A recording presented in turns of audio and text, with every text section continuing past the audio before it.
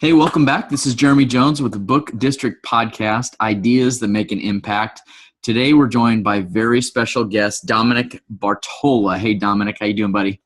Doing excellent. Thank you. Excellent. Today, we are talking with Dominic about his book, Becoming Exceptional, that right now is an ebook available, and he's working on another book, and you are doing some cool things out there, Dominic. So just so everyone can get to know you, a little bit about your background, about you personally, and what you do. Can you share with us about your background and what you do today? Absolutely. I currently oversee just a fundraising team with United Way, and I work with them closely. But I also work in several different industries, especially the self-development industry, and helping people develop, and do a lot of speaking and professional speaking training, as well as leadership development training. And I'm also a college professor. I teach leadership, management, and marketing at the college level. So that takes up quite a bit of my time now. And just looking to utilize this next step with an ebook to help people learn to become exceptional and live an exceptional life. That's awesome. Very good. So what's the core of your business? Like, who are the people that you enjoy working with or you help the most?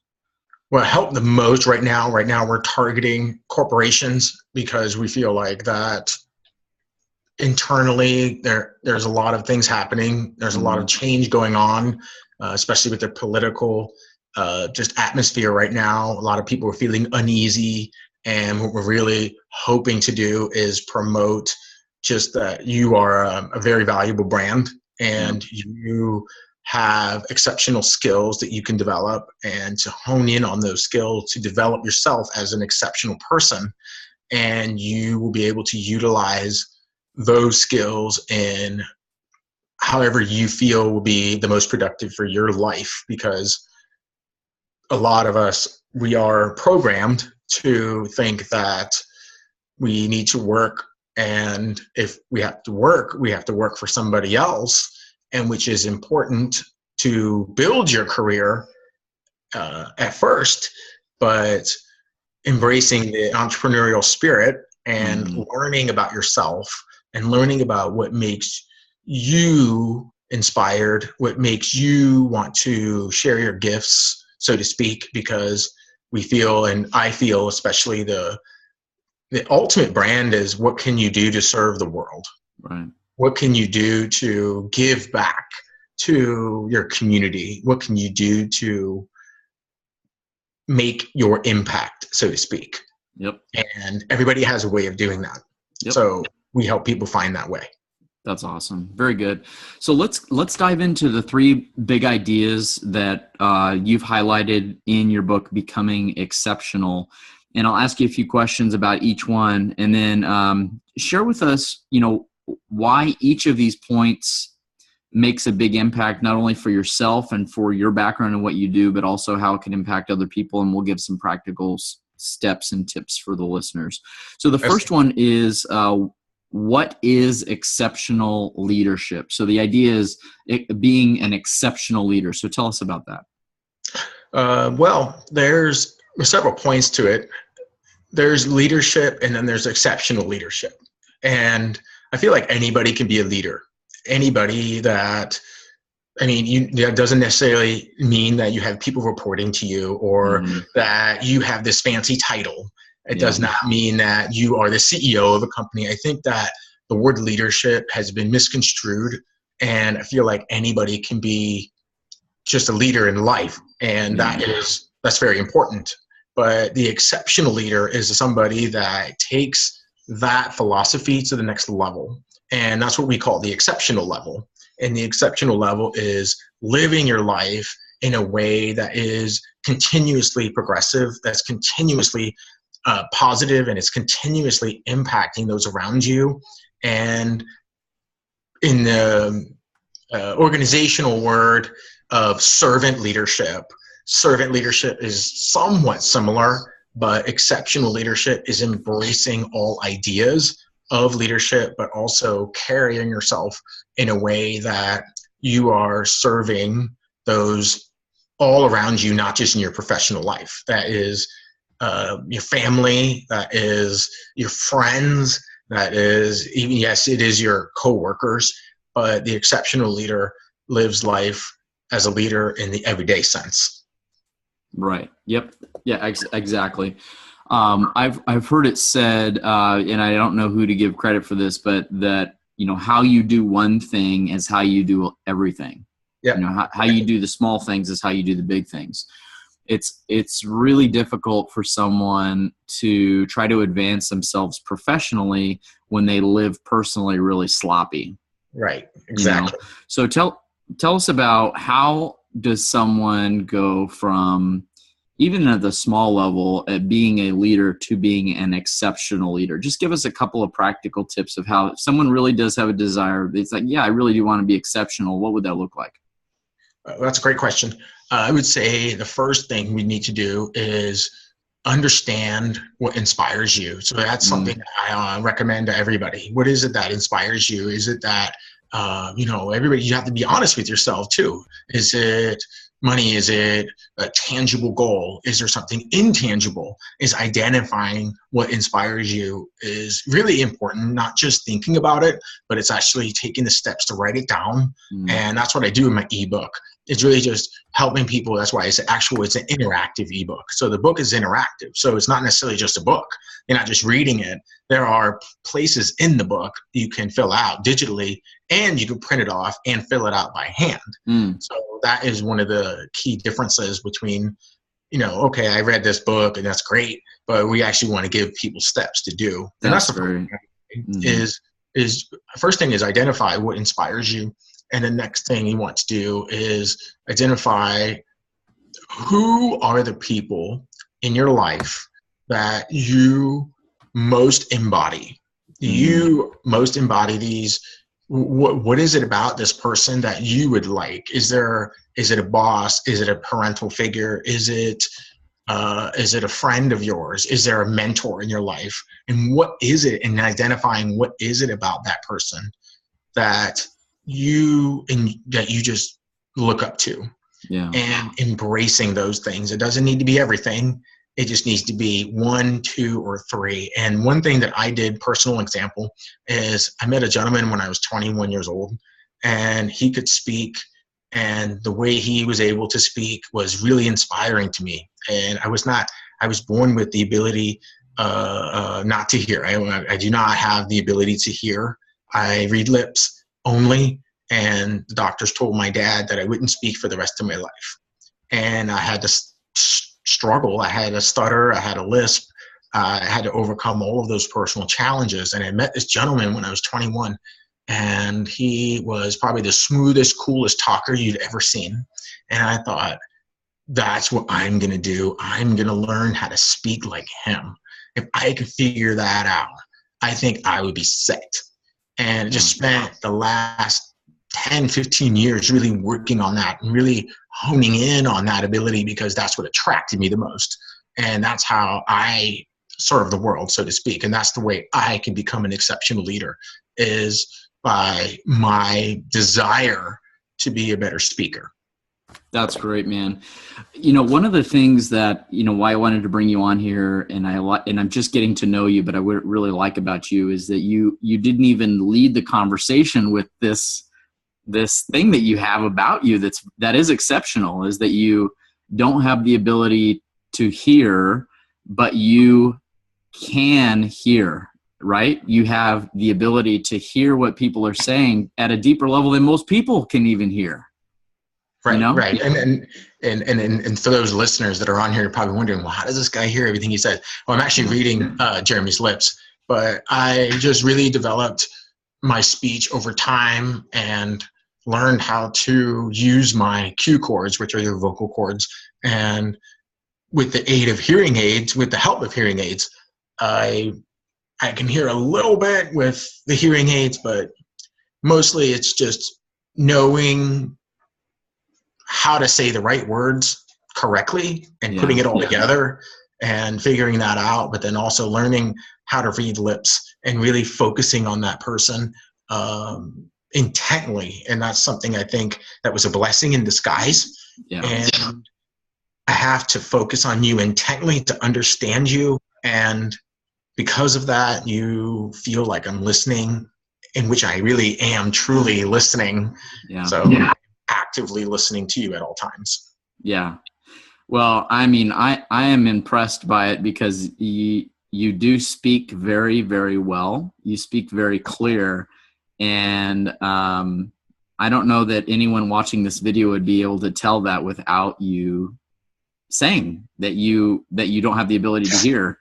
And because you've been so intentional in developing the ability to communicate, I would even stretch to say you almost have a superpower that a lot of people don't have, because, you know, I read a lot of books and am inspired by people's stories and what they have. And a lot of people that at first it seems like they have a disadvantage because you work so hard at it, that you develop abilities and senses and your ability to see and perceive things a lot at a deeper level than a lot of people that when they take what they can hear for granted. So I want to just recognize you and congratulate you for that. It's incredible.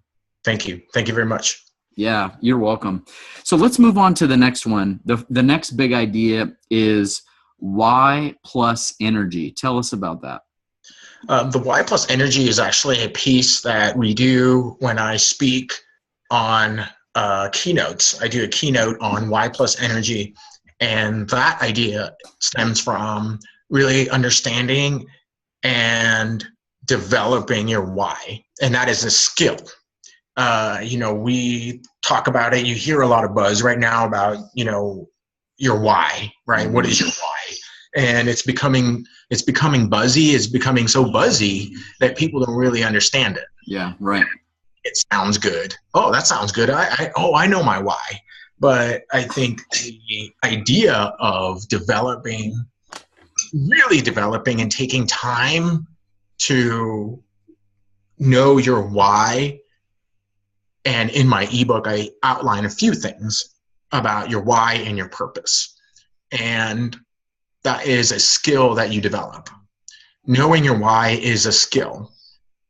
And the next part of that is communicating your why is also a skill. And the energy piece is, are you giving energy to your why? Where are you giving your energy to? If your energy is not being given to your why, then we need to work on our why. So that's what I believe is the why plus the energy. Okay, so let's define that a little bit for the listeners. So if I'm following you correctly, it's where you put your attention is where you go, right? So when you say putting your energy toward your why, it's not only knowing what your why is, but it's actually making steps in that direction, not just knowing what it is, but making steps toward that. Is that correct? That's correct. That's absolutely correct. Okay, perfect. So you're putting fuel, you're putting energy, you're putting attention on what that why is. And tell us what's the benefit of that? What's the thing that happens when someone does that? What was the question again, if you don't mind? What is the benefit to doing that? What is the thing that happens when someone really starts to put energy into the why? Why is it's not just the why that's important, it's the energy that goes into it. Absolutely. I think there's a new sense of fulfillment. I think a lot of people right now are missing, especially, there's a lot of talk right now in the marketplace about how millennials are going to be changing the workforce. And what millennials are looking for are purposeful companies that make them feel fulfilled. And that's a two-way street, taking you to tango in that aspect, because yes, maybe the company does have a great mission and maybe they're going to do great things, but on a personal level, you need to make sure that you're giving energy to your why and you're giving your energy to your purpose so that you can feel fulfilled. And maybe your why is to accomplish something important to you. Maybe your why is to be a better husband or a better wife or a better parent. Yeah. And giving energy to that on a focused level can help build and almost compound fulfillment, because sometimes maybe people feel fulfilled once every so often. But what's worked for me is a sort of a compound fulfillment. I'm fulfilled each day, little by little by little, and my life is progressively improving, continuously growing as I'm continuously being fulfilled because I'm giving energy to my why. Yeah, I love that. One thing I'll share with the listeners here as well that I heard that was very profound, and I love your view on this, Dominic, is there's so many people that they figure out that they can take control of their life, right? That's the first phase, is I'm not restricted by just a job or a title, is that I can really take control of my life, that I have options. And some people don't realize that they do. They think they just are just guided through the path of life. Once we feel like we have options, then we can set out a vision and set out goals that we have, and we make progress toward those things. Well, then what happens, I see happen a lot, is people have things they want to attain, like they want to move into a bigger house or have better cars or different cars, and they think what's going to bring them happiness is the attainment of the thing or getting to this place that will make me happy. And what I've discovered over the last few years that's just been kind of an overall truth for me is what makes us happy is not the attainment or becoming something or getting something or doing something, but the progress that you make toward that, right? So tell me about that. How do you see that happening for you? For me personally? Yes. Oh, I've seen it happen, and that's why I believe in it, and that's why I know it works, because it took me 15 years to learn how to speak, and it was doing that by learning a word a day. And Wow. my job for that day was to learn snake, and I had to learn how to say snake. And my dad and I would work on snake for the entire day, and it seemed monotonous. It was frustrating, but once I was able to do it, I had a sense of fulfillment that there's no price on that. There's no price on that type of fulfillment. And anybody that has been through any kind of challenge, there's no magic wand that makes it go away. Yeah. It takes a daily habit, a daily focus, a daily energy-driven process for you. And for me personally, I've just seen it happen in my life. Just in the last, I would say 3 years, I've worked on something new every single day, and changing a habit every single day, training for a triathlon every single day, and meeting the love of my life, and then working on that every single day, and being successful at whatever project that I'm working on. I would do a little bit each day. And today, things are growing, things are progressing. And I just feel like I'm a living example of, if you just work on yourself, if you just work on something a little bit each day, have a little patience with yourself, and give the right energy, then you will find a time that you will see things change. Right. Help you for the better. Yeah, absolutely. And for the listeners, all you really need to do to feel that fulfillment is because I'm a part of it's a forum, a group of guys where we talk about leadership and productivity, and it's just really a matter of reflect and project, right? You set forth some goals and what you want to accomplish. You make progress toward those goals. And what we like to do is you look at the last 24 hours. Just in the last 24 hours, you can see, oh, I accomplished this. I checked this off my to-do list. Oh, I didn't accomplish that. So you project. You say, oh, I can take this and move it to the next day. And by daily just seeing little steps, and you check a box and you take things off your list, and that little progress, because you're measuring it and you're accomplishing things, you'll feel that sense of progress. Whereas if you don't check it, if you don't measure it, then you feel lost. You feel like, am I even making progress? Right. Right. Yeah. Exactly. So, man, these are great ideas. And then the third one, this one I'm really excited about with your perspective on this. The third big idea is how to become a transformational communicator. So tell us about that. The transformational communication is the philosophy of full active engagement with your communicative style.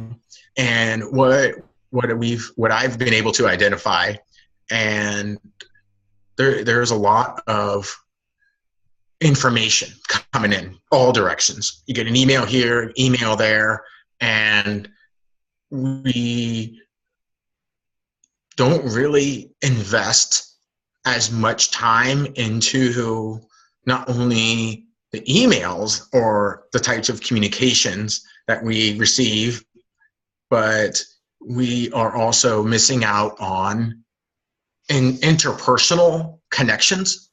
And transformational communication is really the idea of transforming your level of interaction into just another level where you are clearly understanding and communicating with the person that you're with. And if it's one-on-one, if it's in a group, or even if it's written, it is a clear, driven, honest communication instead of an email saying you get an email, maybe there's an email that's out there that's asking for your help.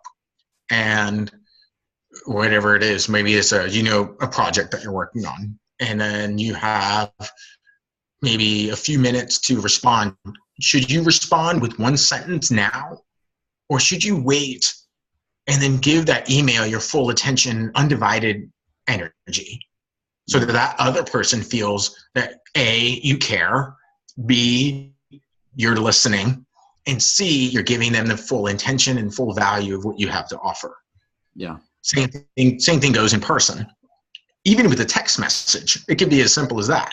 I mean, there's a lot of levels, but the level of transformational communication is transforming the relationship into a level where there's that honest understanding that that you are giving your full energy to that person, whether you're looking at them in the eye and giving them the body language that they need.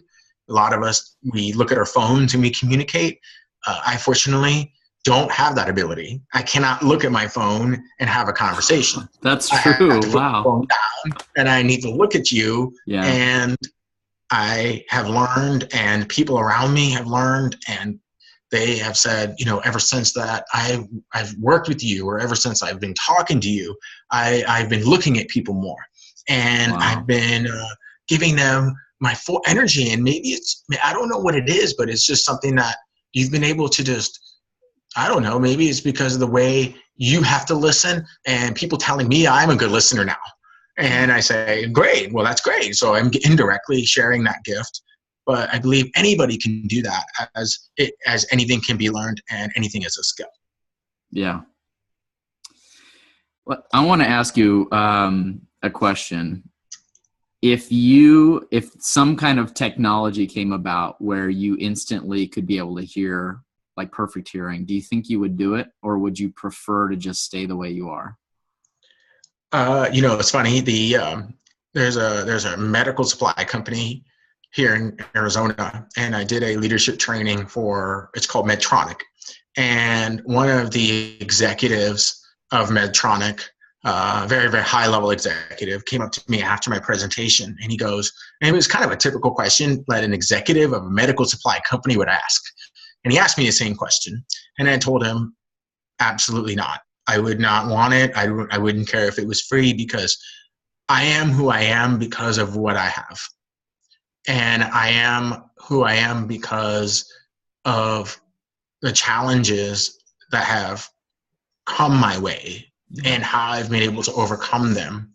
And the gifts I have today, the personal inspiration that I have today, even my hearing dog that I have, that you can read about in my ebook, he was a gift to me as well. And I have also learned to find a lot of blessings in disguise. So, I mean, I'm able to live in peace, so to speak, and not hear all of the junk going on.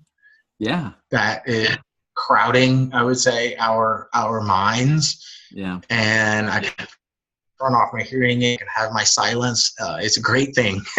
It's a great thing sometimes. And I have my ability to listen. I have my ability to focus on people. I have my ability to read lips. So those are all things that I embrace. And that's the number one thing that I talk about. That's the first step that I talk about in my ebook, which is embracing your differences. And embracing your differences is really something that a lot of people really, I feel like if more people understood that, then you'd be able to find a lot more opportunities. Great answer. I love that. Good for you. Good for you, man. That's awesome. Thank you. Appreciate it. Who are some of the best communicators you've ever observed? Are you looking for an author, or is there anybody in general? Like, is there like someone that we could reference in this podcast? If we could put a couple of links of people we could look up on YouTube and find talks they've given, speeches they've given, just great communicators. Is there anyone that's visibly available that you've seen that are just great communicators?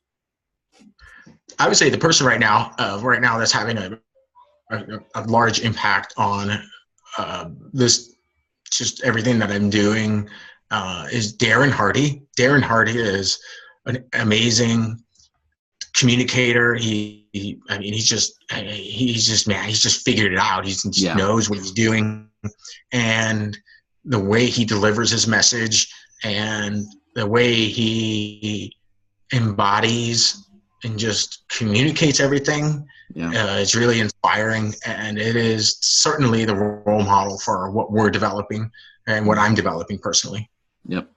That's awesome. And I would say he's an excellent communicator, the way he's delivering everything right now. Yeah, I like him a lot. And I had a chance through one of my clients, Joe Polish, that runs a high-level group for entrepreneurs. He put on an event where Darren Hardy was there, and I got a chance to meet him and talk with him. Such a nice, sincere, authentic guy. And Success Magazine has incredible success. What he puts out with contributing authors. So, yeah, that's a great one. You know, one that I really like, who's been around for a long time, is Jim Rohn, who passed away a few years ago. Do you know who Jim Rohn is? Yeah, I absolutely do know, and I have his book, Leading an Inspired Life, right up there. Is actually probably the foundation of my transformation. Was reading that book at 22 years old, and I've read 2 books that changed my entire perspective on a lot of things. My mentor that I met was a very successful multimillionaire, and he took me under his wing. He taught me how to speak better. He taught me how to shake a hand. He taught me how to tie a tie. He taught me, and he lived the life that I love. He's balanced. He had a great relationship with his wife, and he was just happy. He was able to invite Darren Hardy, and I was able to meet Darren Hardy as well. And nice. And the 2 books that gave me when a younger individual, and in the beginning of my development, was How to Win Friends and Influence People and Leading an Inspired Life. So those are the 2 books that anybody ever asks me, so Dominic, what books do you recommend that I read? And I say, you just read those 2 books, and then everything will come from there. But you have to read them over. You can't just read them once. You got to read them twice. Oh, yeah. Yeah, a lot of stuff you'll miss on the first run, right? The first read. Exactly. And then Dale Carnegie in How to Win Friends and Influence People recommend you read every chapter again. Yeah.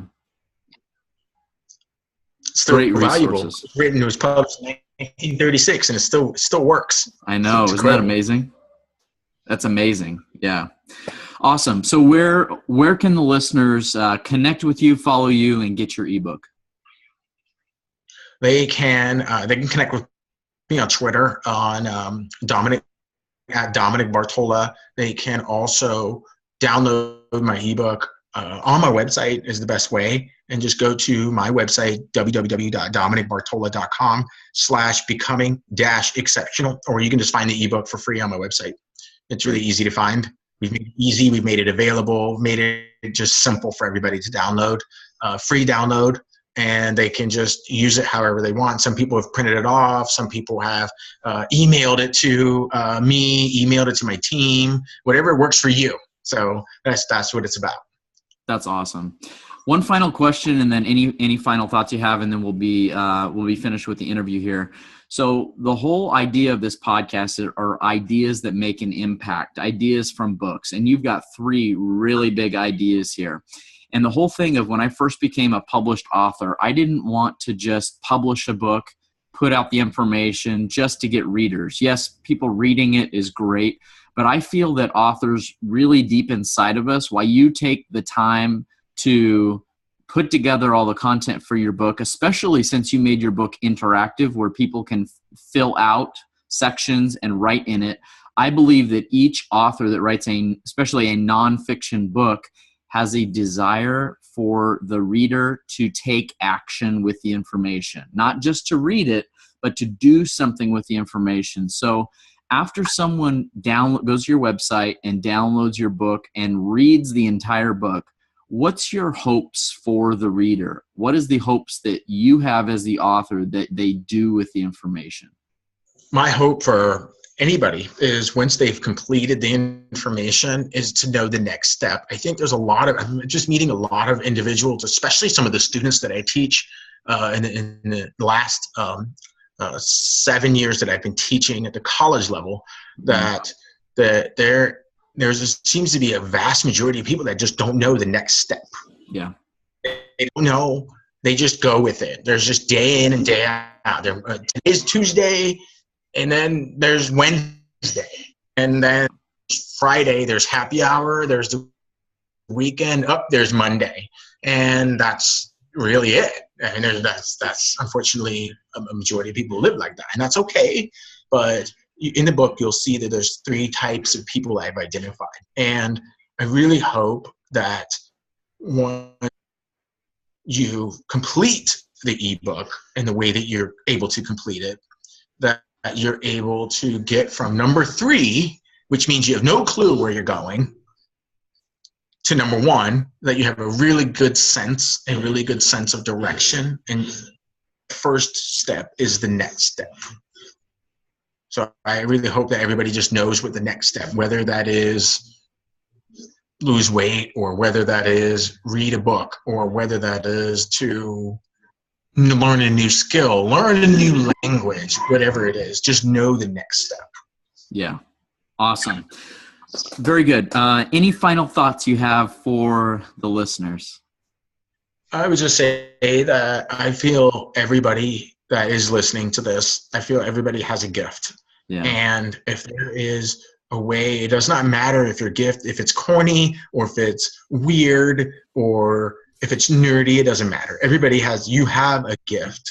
And if you know you have a gift, find a way to share your gift, whether it is the gift of listening, whether it is the gift of speaking, or even just the gift of being present in somebody's life. It does not matter. Find a way to learn about your gift and develop it and share it. That would be the last thought I would have for everybody. That's awesome.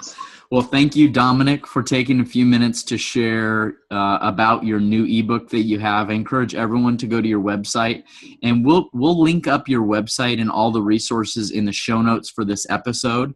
And for the listeners, you can go to www.thebookdistrict.com to join our community of aspiring authors and entrepreneurs and connect with authors and people making an impact in the world just like Dominic. And we'll link up all of the websites in the show notes there too. So thanks everyone for joining us. Thank you again, Dominic, man. You're making an impact on the world. And if there's anything we can do to help support you in any way, let us know. Thank you so much. You're welcome. All right, everyone. We'll see you next time. Bye for now.